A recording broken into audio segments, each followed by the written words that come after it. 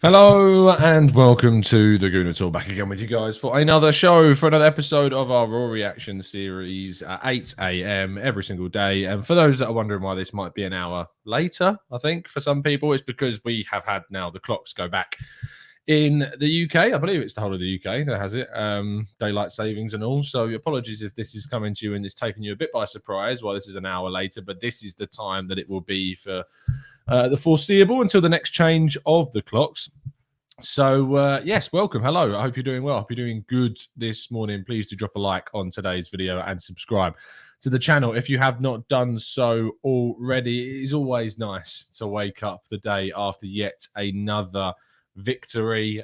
You can't complain at all about Arsenal winning games. And, well, actually, I say that.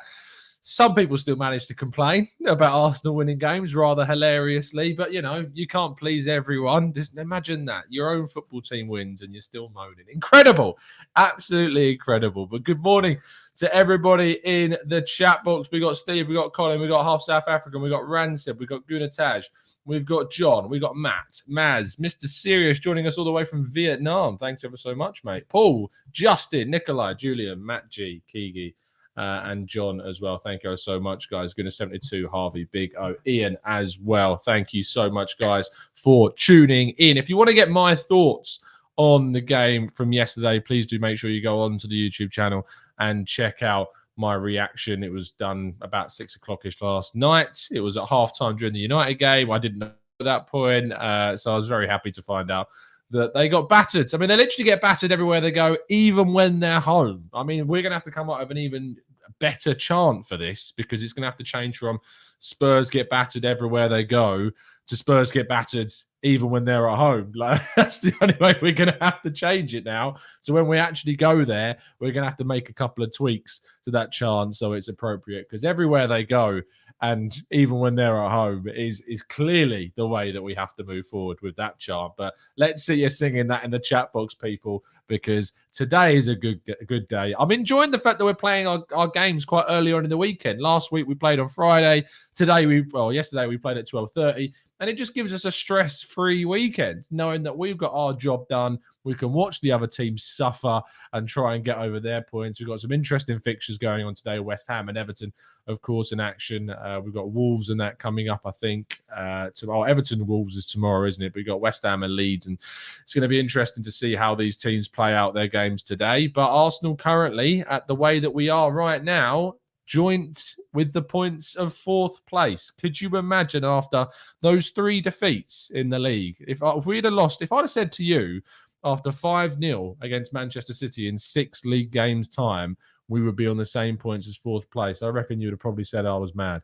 So football's a crazy game, and I'm loving every single second of it. E.g., KHD says, hi, Tom. I feel like consistent domination will only come if Erdegaard and Xhaka are in the midfield. Without them, the other players are more direct and pacey, which is only good for the counter-attack. We'll see how this team develops and how other players are brought into the side, with Granit Xhaka, of course, still to return in January. But there are a couple of news stories that we need to go through from the weekends. First of all, if you haven't done so already, please do go over and subscribe to the Arsenal Way. We've got a dedicated show on Dennis Zakaria coming out this afternoon. Actually, I think it's about midday-ish UK time. So click the link in the description.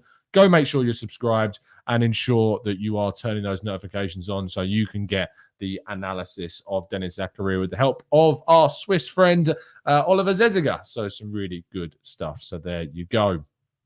Let's go on to our next story, which is Wilfried Zaha being brought down by Aymeric Laporte. We talked a little bit about this yesterday on the show, and I'm assuming this is going to perpetuate through the week, I think. Wilfried Zaha, of course, was brought down by Aymeric Laporte very similarly to how Pierre-Emerick Aubameyang was brought down by Johnny Evans. And yet, whilst the Spanish defender was sent off, Johnny Evans remained on the field. Arsenal again being done over by the officials. Consistency continues to be lacking from this game. Very, very frustrating. It's good that we won the game, because if we hadn't have won the game, this would have certainly have been a big talking point We need to see consistency across these games. We're not seeing that consistency here, and that is a big, big problem. But let us know in the chat box and in the comment section below how you're feeling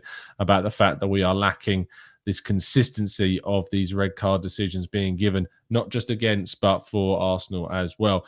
Now, Mikel Arteta spoke about both Pablo Mari and Kieran Tierney. Firstly, mentioning how Pablo Mari and why he was not involved in the team, and Kolasinac, of course, was there with the group. He says there is a bug going on, as we've heard previously. We lost Pablo Mari as well today, who wasn't feeling great, and Ben had it as well for the last day or two. Amazing that Ben White was able to come back, put in a full 90 minutes, and absolutely smashed it again. I mean, if there was any doubt that Ben White should be, for me, the player of the month, again, another top performance in defence yesterday. I know there were some issues with the fouls on James Maddison, but that aside, the passing was still good, the dribbling was good, the playing out from the back was good, and his defensive, bar those couple of fouls on Maddison, were also good too. Ben White, for me, easily our player of the month for October. We then look at Kieran Tierney, who still wasn't available for Mikel yesterday, not because of the illness, but because of injury. He says he didn't train with the team yesterday. He wasn't feeling good. He's still in pain and was struggling with his running. We need to help him as much as possible, get him back, but I don't know when that will be. But what we have to say, and what is very, very good, is what Julian says, is can I give a shout out to Nuno Tavares? Now, Nuno Tavares is a player that we know we have desperately needed for some time, because if you consider the fact that last season, Granit Xhaka came in for the injured Kieran Tierney for a significant period of time, and it just utterly derailed the end of our season. And for that reason, it was so good to get Tavares in, or any left back up for that matter. That happened. We got him in, and it's had a massive effect. And Tavares again was excellent yesterday. And I actually had a really good chat with João Traleão, who is Nuno Tavares' former coach at Benfica. You can actually go and watch that interview that I did with João on the Arsenal Way. He talks about working with Nuno, and he talks about how he obviously transitioned him from a left winger into a left wing back into a left back. So it's a really good, interesting listen. Make sure you do have a go at listening to that. Now, our final and main story of the day before we go into your questions in the chat box around Alexandre Lacazette. Now, the outlet Fijares, who are not, I wouldn't say, are a particularly reliable outlet, but they claim that Alexandre Lacazette is set to reject any offer that is put on the table to him by Arsenal. He has made his peace with Arsenal as far as his future is concerned, and it is not expected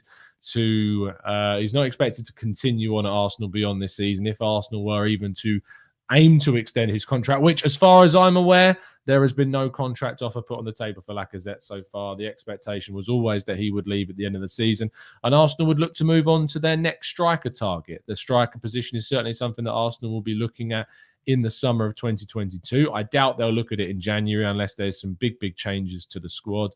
Central midfield is the only position I could see Arsenal looking at in January, but Lacazette will be with us, we expect, at the end of the season, and then it is likely that he will move on. So it is not surprising to see a story come about saying that he will reject any possible contract offer that's put on the table, because there, as far as I know, not any plans to put a contract offer on the table unless something drastic was to change this season. And that's, unsurprisingly, the day after a game, which is always one of the quietest days for Arsenal, along with Sundays. So tomorrow's news day will probably be a lot of time to answer your questions, as is today. Concludes things. So please, if you haven't already done so, throw a question into the chat box, your thoughts, your theories, your queries and questions, and we'll try and go through as many of those as we can. Gooner says, if it was my choice, I would keep him for another season. He brings something totally different to Aubameyang. Is it worth extending his contract by another season? I'm not so sure that it is. Amandeep says 210 of you guys are watching. In fact, it's 230 of you now. If you haven't already done so, please do drop a like on today's video. Show your continued support for the channel. I know that you like to tune in every single morning, And I know that you appreciate the effort it goes to putting on these shows every single morning, even though it's a Sunday, it's daylight savings. I've got an extra hour in bed and I'm still here doing the show for you guys. So please show your support and drop a like on today's video. We'll be doing plenty more content for you in the coming weeks and months ahead. And the Arsenal transfer news show will be returning as we get closer to January and we get a little bit more insight on who Arsenal get linked to. This is episode, I think, 51 of this news show. And we did over 100 episodes of the transfer news show. So there's lots more content for you guys coming in the coming months. Morning, Yassir. Good to have in the chat box. DS Review says, who will be a better striker to buy? Now, it's interesting that you say that because I actually wrote a piece yesterday, which came out at 2 a.m. this morning, believe it or not. I'll leave a link to it in the chat box for you. But in that article, it basically details some of the options that Arsenal have of who they could go for. And if you consider the fact that Lautaro Martinez was a player that we're linked with, and we're looking at trying to bring in more homegrown players as well, there are a number of options that we could still go for. So give that article a read. I hope you enjoy it. And there you go. I'm not going to tell you who will be a better striker because I'd like you to go read the article. It's as simple as that. You see, I'm learning the tricks of the trade already. Steve says, whatever Lacazette does in future, I wish him all the best. I have total respect for his all-round game and work effort. Absolutely.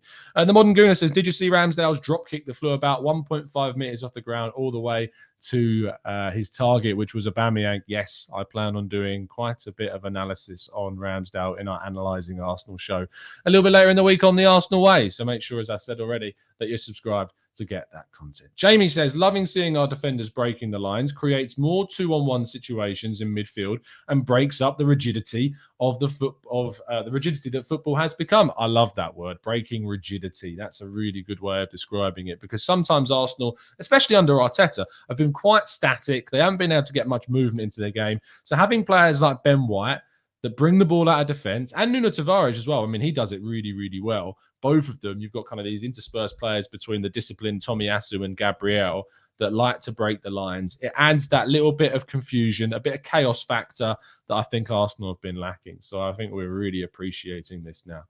Ian says, ref's decisions. Dean apparently was suspended because he didn't check the pitch side TV against Palace. That cost us 1 down and 10 men. I think the VAR hub must insist the referees check the TV. I can't believe that they don't insist. Like, if they shouldn't go, excuse me, fella, I think that you should have a look at this. You may have got this wrong, because humans are stubborn.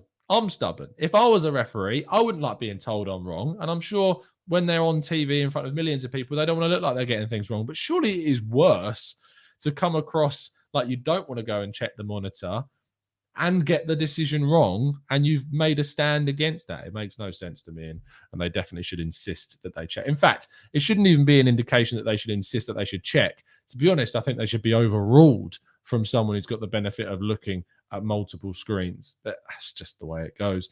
Gooner says, why not, Tom? He gives 100% in every game regarding Lacazette's contract. The reason why not is I just think that we need to move on from the striker situation.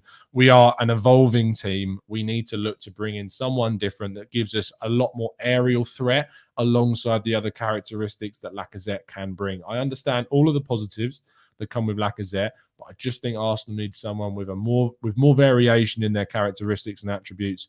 And I think that Lacazette is a little bit maybe too one-dimensional in a striker sense, or in a backup striker sense, than what you can get in comparison to some of the targets that we are being linked with. And a lot of that is to do with a striker that can actually score a few headers. That's something that we definitely need. Cena says, hi, Tom. How do you rate our summer transfer window now that you've seen these performances? I said it was like... I said that Edu failed the transfer window. And I had the caveat that he failed the transfer window because we didn't have the number one position that we needed to bring in. Now, we are 9 games into the Premier League season. It could prove that after 38 games of the Premier League season that we still needed that key central midfield signing. I believe that we still do need that central midfielder, that absolute step up to go alongside Partey, so that Lokonga, who's doing great, but Lokonga shouldn't have to be being relied upon to be a top-class central midfielder for us, because we should have signed a world-class player in midfield, in my opinion. So I still rate the transfer window a 7, because I think all the business that we did was really good. But we failed to bring in that key number one player for me. And we also failed to move on enough players so that we were able to do that. Kolasinac still here, costing a lot of money. We could have moved him on, whatever, just get rid of him. And Nketiah, we needed to sort that out. I think there are other situations like the right back situation, the Maitland-Niles situation of not getting him a move. I think there are things that we could have done that we didn't. So I still say a 7, but I'm very happy with Edu. I'm not against Edu in any way. In fact, I've done a lot of defending Edu's work, and I think a 7 is still a fair representation because of the certain things that were lacking in that window. But it's not anything lower than that. I think people that were saying it's a 4, it's a 3, I think looking a little bit regretful about their description of the window. But yeah, I still say it's a 7 because I think there were things that were missing from the window still. Julian says, I do think Champions League depends on Man United, to be honest. I think they can be more consistent than us over a season, but glad to be wrong. I think we all would, mate. Absolutely. Justin says, I'm just happy that we don't pass around the opponent's 18-yard box anymore and we're more direct. I mean, there are benefits to what we did when we did that. If you think about it, last season, we used to be a side that would break down the teams gradually, passing around the edge of the box, finding that little avenue to play the pass through to get a goal. And actually, it caused us to create quite a lot of chances. Under Mikel Arteta, we've struggled to be a chance-creating side until the turnaround of this season. So I think there's positives and negatives when you talk about just passing around the edge of the box, because it actually was something under Arsene Wenger that did end up working and getting us into the top 4 quite regularly. Let's go to Moses. Says Saka needs a lot of work when it comes to finishing. Not enough is being said about it. Hey, look, the kid's 20 years old, Moses.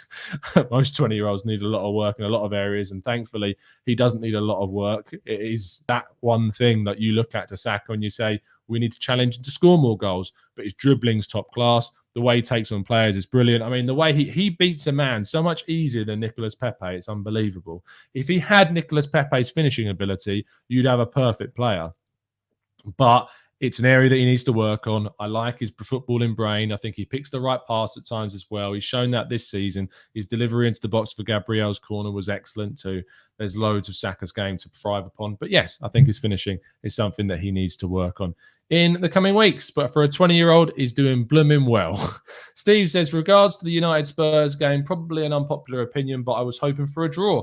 I don't want our rivals to start showing form and picking up confidence. Hey, look, a 3-0 win over Spurs, no matter who it is, I'm happy about. Man United getting a win in that game should keep Ole Gunnar Solskjaer in the job a bit longer. I think that's a positive result. I think that's the way in which we wanted that game to go. Enough of a result that it keeps him in a job. By no means were United still a really good team. There were lots wrong with their performance. They were lucky in parts, and there's definitely stuff that's still not right with that display. They switched to a 3 at the back system, which we know we've now got a tactic to break down. And I'm really looking forward to playing Manchester United at the end of next month. It is still next month.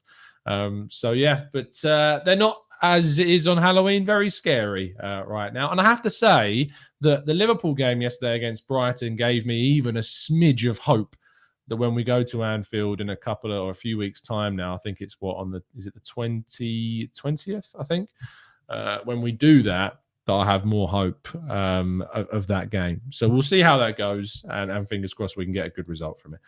John says, it's a world of difference having Saka out on the right versus having Pepe out there. Agreed. Colin says, Tom, as well as the all-around goalkeeping display, Rami's character is totally infectious. Absolutely. I mean, you need characters like that in your team. Guys that are going to fight. You know, when he got hit by Johnny Evans, you had Gabriel going straight in there. The togetherness of this group. It's a team. I wrote about this yesterday. I said, emphasis on the word team. It really does feel that way. It feels like this is a group that wants to fight and wants to back the coach and wants to try and achieve some great things this season. And they've really got over some really difficult challenges now. And to come back from 3 straight defeats, and I mean, no goals and 9 goals conceded, it's a great achievement what's happened in the last 6 games in the league and in the last 9 games overall. And hopefully we may even now get to a semi-final of a cup competition with a really fanciful draw against Sunderland, whose manager, by the way, I absolutely want us to batter in that game. So I look forward to that. I might even see if I can go to that one if I'm not working it, because I'd love to see us get into the semi-final. MC says, I think this 1 game a week is helping Arsenal and Arteta. Man United, Liverpool, Leicester, Man City, Spurs dropping points makes Arsenal goals this season. I mean, yeah, it's a big change for us this season not being in Europe, but it's certainly something that I'm excited to see us be able to have that recovery time. Sam says, how annoying are the anti-Arteta toxic fans on Twitter? Thanks for backing me up on today. And that guy who called us happy clapping dunces. Yeah. I mean, most of these accounts usually come from people without their name or their association to it. It's very easy to hide behind anonymous accounts and say what you like. Social media does need to do more to counteract this type of abuse that goes across social media. But at the end of the day, we're happier than they are. We're just enjoying our lives a lot more than they are, which is great. I mean, you can't really, I'm not going to get bogged down in negativity. I had a negative conversation with someone last night about shows over the summer just being antagonizing. And to be honest, like, you just need to look at yourself and go, we're happier than you are right now. We're happier. That's what matters at the end of the day. Just enjoy your weekend. Arsenal have won. Things are looking up. Everyone's enjoying the shows and the channel. It's great. So it is what it is. And look, it's a good time to be an Arsenal fan right now. And fingers crossed this continues for as long as possible. The international break is coming at a really bad time. Really, really annoying time. But it's after this one in I think it's the next one's not till like March. So we've got a long time to the next international break. Although saying that, the African Cup of Nations is going to be a big, big pain in the arse for us this January, especially with the players that we're losing. But we'll have to find some replacements for Partey and Aubameyang. They're kind of the two that you look at. You go, Lacazette's going to come in. You probably think Ødegaard's going to go at 10. With Partey, you think it's going to be Lokonga, and hopefully Xhaka's back fit in January, and that'll be a big, big plus for us if he is, because with Partey going to the AFCON, we desperately need Granit Xhaka back. Like, no matter what anyone thinks about the guy, when Partey's gone, we need him back. It's as simple as. Vinny says, Emile Smith-Rowe seems to be thriving in the 4-4-2. How do you think he's impacting our wide players? Less pressure as a further one back. I think his defensive work, Vinny's been excellent. I think the way in which he's coming back on the defence, getting involved, getting stuck in is really good. I love the way that he's a right-footed, left-sided player. It allows overlaps with Nuno Tavares. I think those two have linked up really well. In fact, I haven't checked how many times those two linked up, because against Aston Villa, those two linked up 31 times, which was 14 more than anyone else on the pitch. In fact, I haven't done any of the looking at the stats yesterday because Wyscout hadn't yet put up those. Just looking on Wyscout now, have they put up yesterday's game? They have. Who passed the most more than anyone else? Wow. I mean, that's actually surprising. So Emile Smith-Rowe and Nuno Tavares are not even in the top 10 combinations. That's quite incredible to think that they aren't in the top 10 combinations at all. I'm trying to look at their combination play, but it's not coming up with how many times they combined at all, unless I'm just being an idiot and not looking where it is, but I can't see any. The most combinations were Gabriel and Ramsdale, believe it or not. Those two had the most combinations more than anyone, with 14. And then it was Sambi Lokonga and Nuno Tavares at 11, followed by Smith-Rowe and Lokonga. So Lokonga, I mean, himself had such an influence on the left-hand side of our game. I think that's certainly something to be focused on about our players, how Lokonga influenced our forward passing on the left flank, and definitely something that we're going to be looking at as we go forwards. But really impressive from him. Really, really impressive performance from Lokonga, you'd have to say. In fact, let's have a look at Lokonga in more detail. Let me throw this up on the screen for you guys so you can see it. Let me just share my screen with you all. Stop sharing, share screen, tab, Wyscout. Here we go. Okay, so you should be able to see my screen. Let me make this bigger for you. There we go. If we go to his statistics from the game, let's go to this season Premier League. There we go. So against Leicester, 29 out of 46 actions. Let's look at his passing. His passing was 89%. His forward passes, he made he attempted 7 forward passes compared to 1 backward pass. That's showing his positivity, and it's really kind of spread apart, isn't it? You look at that pass map, and you have to say that he's passing all over the pitch. Really, really positive display in that area. Passes into the final third. 2 that was attempted, 3 that were made. That was really, really solid defensively. 3 duels, only won 1 of them, to be fair, which ironically was really far up the pitch, which is quite hilarious. He won his 1 offensive duel, 1 out of the 2 loose ball duels, made 3 interceptions. Only lost the ball 4 times, won the ball back 3 times, 1 clearance. It's a very solid display, but the fact he was linking up so well. I mean, let's just go back and look at his pass map again. That's really interesting for a Lokonga pass map. If you consider the fact of it's going all over the pitch, he's spreading the ball to the right, he's spreading the ball to the left, he's passing the ball in kind of those directive areas into the wide positions. But what I would be critical about is actually I'd like him to link up more, a little bit more progressively on the left flank. You see those passes, there's quite a lot of lateral passes there. I'd like to see him pass more progressively towards Nuno Tavares, and maybe because of the positioning of Tavares, he didn't end up playing it all that forwards. But it's a really intriguing pass map, really something that I think that we'll see him gradually develop as he improves upon. But that is one of the strangest passing maps I've seen for a player. Heat map wise, I mean, he found himself mainly in the opposition half. It goes from left to right, these heat maps. So really interesting game from Lokonga. But looking at Arsenal in general, let's just have a look at their screen very quickly. So this was the pass map against Leicester City. If you look at how Lokonga played, his main passes were so spread out. He linked up with Tomiyasu, he linked up with Lacazette, he linked up with Nuno Tavares. And that pass map in general is such an intriguing pass map because it's quite stretched. If we have a look at the pass map from the Aston Villa game, which we can find by looking here. Oh, no, that's Leeds United. Sorry, Aston Villa. Scroll down. So if you look how kind of condensed that pass map is in comparison to the Leicester game, possibly because we're at home, so we've got a lot more control of the ball. And if you look at that, the Emil Smith-Rowe, Nuno Tavares combination, 31 links between those two. We are really strong at home right now, and that's really helping us. And that away win against Leicester, I'm trying to think of our last away win. It was obviously Burnley. Prior to that, I think it's Burnley and... Is that our only away win in the Premier League this season? Burnley and Leicester. 2 games so far this season. In both of those, we played quite... We dominated in the first part of the game, and then it kind of fizzled out, I suppose, against Burnley. But against Leicester, we allowed them to get back into the game, and we just held out, and we did really, really well defensively. So I'm really happy with that performance. I'm really happy with what we showed in the game against Leicester yesterday, and I think it's something that we're definitely going to be able to build upon. So that's going to be really, really interesting. Anyway, thanks so much for tuning in, guys. Please do drop a like on today's video and subscribe to the Gooner Talk if you haven't done so already. As I said, there'll be a dedicated show on Dennis Zakaria over on the Arsenal Way. Link to the channel is in the description, so make sure you go and check it out. My chat with Oliver Zeziger.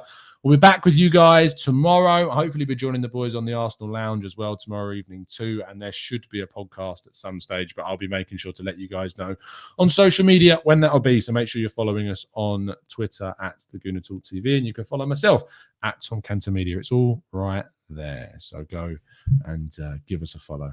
Absolutely fantastic stuff, guys. Amazing work as always. Chat box, you've been brilliant, and I'll see you soon. Have an amazing Sunday. Enjoy the rest of your weekend, and as always, up the Arsenal.